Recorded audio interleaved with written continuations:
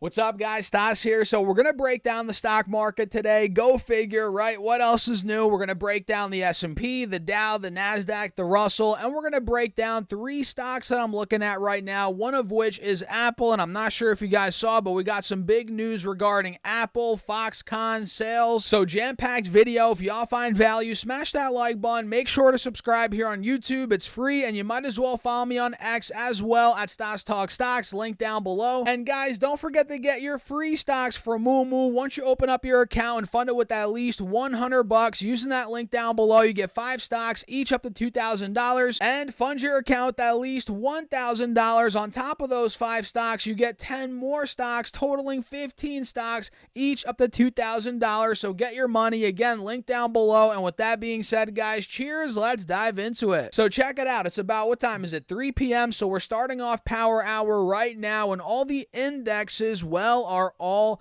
over the place. We have the S&P 500 pretty much at break even. The Dow's down 0.2%. The NASDAQ's up 0.2%, as we have the Russell down over 1.1% in the midst of a pretty bad day overall for the small caps. And you guys can see here on SPY, which tracks the S&P 500, you guys should know that at this point, this has been all over the place today. Talk about volatility here on the intraday chart. We opened up at about, where was it? 454.80, ran all the way to 457.60 pretty much. Then we've been chopping around here between 456.50 to about 455.50 over the past couple of hours, and now it looks like we're testing a major multi-hour support resistance here, rather, which is at about 456.70 roughly. We failed there back at about 11:30 a.m. today, also at about 1:20 p.m. on the East Coast, 2:20 p.m. on the East Coast, and now as power hour is starting literally right now, we're testing that 456.70 mark again, which if we do break that point, which we're starting to get some sell candles here, guys. You guys see those red candles? You know, there's a big one right there. If we do start to break out of that point, though, we could be setting up for a breakout heading into close, which could lead us towards the highs from earlier today, being about 457.60. Let me draw this out and show you guys that could be where we do end up going. And if that ends up breaking, maybe we start moving towards the highs from, I believe, yesterday. Where did we hit yesterday or Friday? I think we hit almost 460. Yeah, 459. 50-ish, 460 is where we hit. So if we break out of the highs from earlier today, that's where SPY could be going in the very, very short term. And of course, you guys know on the 4-hour chart, we still have major resistance at that 460 mark from a couple of months ago, which needs to break in the short term for the bulls. And from there, maybe all-time highs could be around the corner. And triple Q right now, if I pull up the intraday chart, now it's up a little bit, but earlier in the day, it was in the red. I believe this morning it hit 384. Yeah, in the pre-market. In fact, we were under 384, and now it's like, where's it at? 387-ish. So it looks like we're in the same position as SPY. Now we're testing a multi-hour resistance at about 387, which if that breaks, guys, maybe we start making a move towards the highs from earlier today, being about 388, 389. That's where we could be going, in my humble opinion. So what do you guys think? Let me know your thoughts in the comments. I don't want to spend too much time here on these indexes because I do want to cover what's going on here with Apple, which I think is very interesting. So Apple, you guys probably know, the ticker is AAPL. This one's up around 2% right now, up $4 per share, and it's at 193. And you guys probably know the all-time high is a little bit over $200, I believe.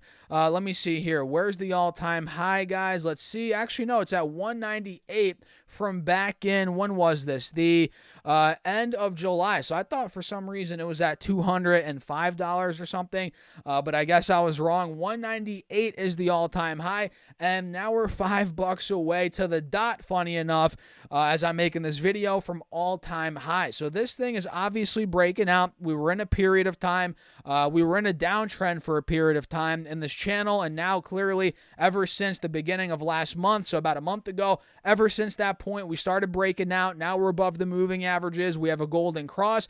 And with today's news, we're taking out the highs from the last couple of weeks, and we're officially now above the highs from, when was this? We hit 190 back in the beginning of September. We held that for a couple of weeks here, really about 2 weeks-ish over the past, 10, 14 days. We held 190. Now we're starting to bounce off of it, which is really good for the bulls in the short term, and that could be setting us up for a move towards all-time highs. So let me pull up this article very quickly, guys. Give me a second. Make sure to hit that like button, by the way, if you have not done so already, and make sure to subscribe here on YouTube as well. I appreciate you all. As always, we're almost at 31,000 subscribers, so ignore this video here. What the heck's going on with this video? Ignore that, but look here at the headline. Apple hits 4-month high as iPhone assembler Foxconn boosts sales outlook. Really good news overall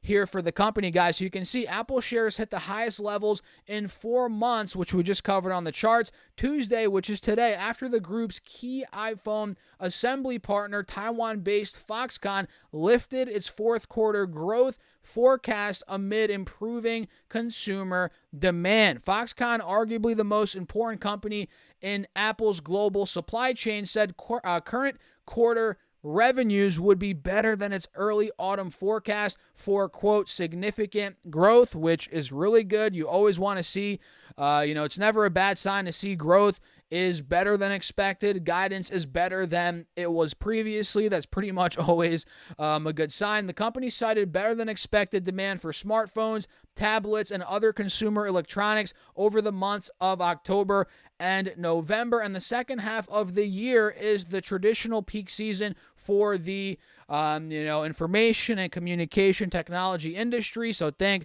everything that Apple pretty much sells, right, and other companies sell. Foxconn said that in a statement emailed to the street, quote, revenue performance in the first 2 months of the fourth quarter has been slightly higher than expected. Therefore, the outlook for the fourth quarter should be better than the original guidance for, quote, significant growth. Coming down here a little bit more, guys.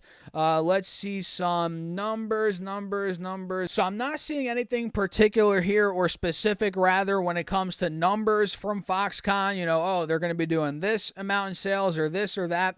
But it looks like here last month, Best Buy, one of Apple's key U.S. retail partners, cautioned investors that, quote, consumer demand has been even more uneven and difficult to predict, which makes sense. All right, heading into the holiday season, thanks in part to elevated inflation, the resumption of student loan payments, and a weakening job market. And let's see here, guys. Foxconn's earlier projections, significant gains, yada, yada, yada. Earlier this fall, the world's biggest iPhone assembler noted significant month-on-month gains ahead of the expected demand surge from both the November Singles Day shopping event in China and the Black Friday holiday shopping in the U.S., blah, blah, blah, blah, blah. All right, so that's pretty much it, guys. That's the catalyst here that is moving Apple like no other. And mind you, man, this is a massive company. You guys know that. So a 2% gain, we're talking billions of dollars being added to the market cap, which is no joke, guys. So watch out for Apple to maybe continue on towards all-time highs. Maybe we break $200 per share. Totally in the cards here for the stock, in my opinion, in the short term. Now, the next one, let's run through these very quickly, is Nvidia, which they reported numbers about a week or two ago. When was that? End of November. Yeah, 21st of November. And since that point, we have seen a decent sell-off in Nvidia stock. We went from 505. Now we just hit 450 a couple of days ago. Now we're bouncing a bit. Now we're at 463, up 1.9% on the day. And notice here, guys, yes, we did take out the channel, which is awesome. We have a golden cross, which is great. But notice how this failed to break above the highs from the end of August. We hit 520 in the end of August, and after earnings, we peaked out at 505. So we are seeing an interesting pattern play out here. So we made a lower high right there, but now we're actually fighting to hold a higher low. So in this case, guys, on Nvidia, the way I'm seeing it, we have a wedge. Do you guys see it? We have higher lows being made at the same time as we have these lower highs. So what direction are we going to pick, right? Do we bounce off the 180 SMA, which seems like we're slowly starting to do that now, and maybe we start ripping back towards 500, or do we dump under this point, take out the 180 SMA, and maybe see selling down towards the lower 400s, 400, 405, which held that support back in mid-August, end of September, also end of October. So what direction are we going to pick? That's kind of what I'm waiting for here on Nvidia, as we are up $9, up over 2% so far on the day. And I'm also looking at Amazon, as we have an ascending triangle here. Not the prettiest looking one, but I think it is one nonetheless. We have clear resistance at 150, but we've been making higher lows into that resistance for quite some time. So if we do break above 150, in my opinion, let me set my alert there right now, we could start really taking off on Amazon stock, guys, maybe towards all-time highs, which I believe are $180 per share. Yeah, 188. So maybe we start pushing to that point or towards that point after we break out, if we do break out of 150. So keep your eyes on that, and also keep your eyes on this inverse head and shoulders on Amazon. That's clear as day right now on the, what is this, the 3-year chart? Yeah, 3-year chart. So keep your eyes on this. We have the left shoulder, the head, and then the right shoulder right here. So if we break that 150, guys, we could be off to the races in the short term here on Amazon. What do you guys think? Let me know your thoughts in the comments. Hit that like button. Make sure to subscribe. And don't forget to get your free stocks from Moomoo, guys. I'm telling you, this promo is by far the best. Once you open up your account using that link down below and you fund it with at least $100, you get 5 stocks, each up to $2,000 right off the bat. And listen to this. Fund your account with at least $1,000. On top of those 5 stocks, you get 10 more stocks, totaling 15 stocks, each up to $2,000, guys. So get on it. Use that Moomoo link down below. And of course, that is an affiliate link. It helps out the channel. I appreciate you guys as always. And with that being said, cheers. I'll catch you all in the next one.